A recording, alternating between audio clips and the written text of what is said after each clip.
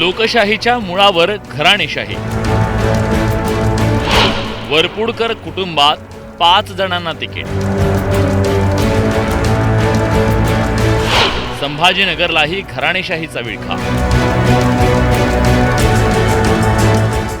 हे आहेत भाजपचे ज्येष्ठ नेते आणि माजी मंत्री सुरेश वरपुडकर। परभणी जिल्ह्यात वरपुडकर पॅटर्नची चर्चा रंगली आहे। आता तुम्ही म्हणाल, हा वरपुडकर पॅटर्न आहे काय? तर त्याचं उत्तर जिल्हा परिषद निवडणुकीच्या उमेदवारीत दडलंय। त्यांनी जो राजकीय मेळ साधलाय तो भल्या भल्यांना आजपर्यंत जमला नाही।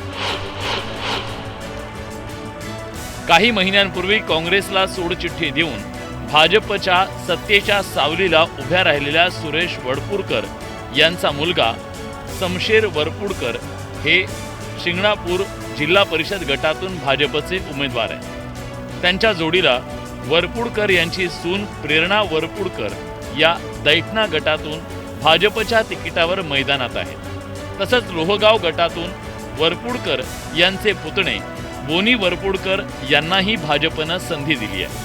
अशा प्रकारे वरपुडकर घराण्यातील 3 सदस्यांनी कमळ हाती घेतले। नाही, त्यांनी कोणाला उभं नाही केलं। प्रत्येकाला व्यक्ती स्वातंत्र्य आहे, प्रत्येक जण आपापल्या पद्धतीने उभं राहिले। मी आणि समशेरजी दोघं उभे आहोत।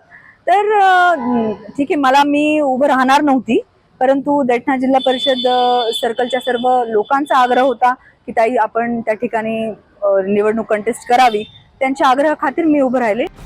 पण आता हे पहा, वरपुडकर यांच्या कन्या सोनल देशमुख यांनी झरी जिल्हा परिषद मतदारसंघातून शिवसेना उद्धव बाळासाहेब ठाकरे पक्षाकडून उमेदवारी अर्ज दाखल केलाय।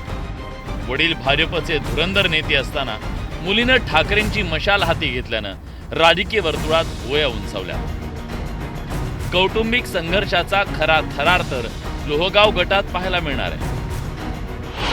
या गटात सुरेश वरपुडकर यांचे एक पुतणे उत्कर्ष वरपुडकर भाजपचे उमेदवार आहेत, तर त्यांच्याच विरोधात दुसरे पुतणे अजित वरपुडकर यांनी काँग्रेसचा पंजा हाती घेतलाय।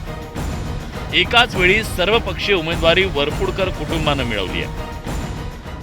एखादा माणूस घरातला उभं टाकलाय, एखादा दोघं उभं टाकले, इथपर्यंत ठीक आहे। परभणी जिल्ह्यातल्या निवडणुका आम्ही नगरपालिकेच्या बघितल्या आणि जिल्हा परिषदेच्या बघतोय। सगळे पुढारी आपल्या घरातलं लेकरू, बायको, सून, लेक तिचं पुनर्वसन कसं होईल आणि ह्यांनाच मतं मागण्याचा सगळ्याचा केविलवाना प्रश्न चालू आहे। माझं तर म्हणणं असं आहे की ज्या ज्या घरातले एकापेक्षा अनेक उभं टाकले त्या सगळ्याला पाडा।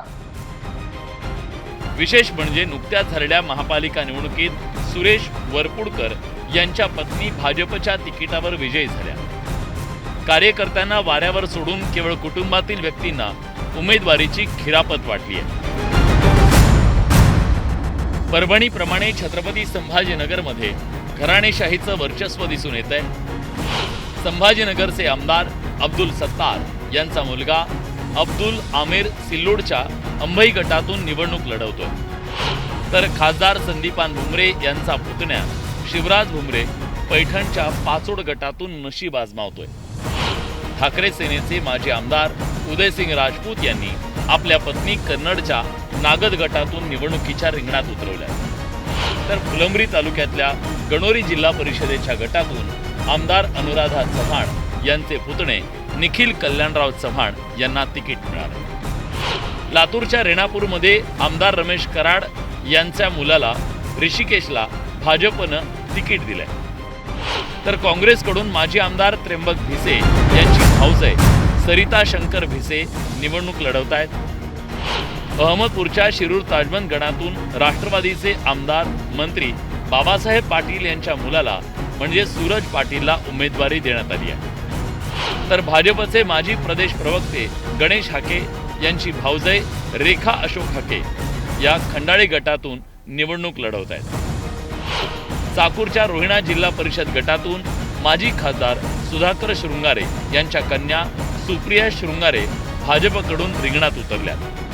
जी भारतीय जनता पार्टी दिल्लीपासून गल्लीपर्यंत त्यांनी जी सत्ता मिळवली, ती सत्ता घराणेशाहीच्या विरोधात त्यांनी सत्ता मिळवली। जो पक्ष घराणेशाहीच्या विरोधात आतापर्यंत बोलत होता, त्यांनीच घराणेशाही करून कार्यकर्त्याच्या हक्काच्या जागा बळकवण्याचं काम ते करत आहेत। पक्षनिष्ठा आणि स्थानिक विकासाचे मुद्दे बाजूला पडून केवळ घराणेशाही एवढ्या एकाच मुद्द्यावर या निवडणुका गाजतायत। तब्बल दशकभरानंतर होणाऱ्या स्थानिक स्वराज्य संस्थांच्या निवडणुकांमध्ये घराणेशाही लोकशाहीवर भारी पडल्याचं दिसून येत आहे। Bureau report, news 18 Marathi.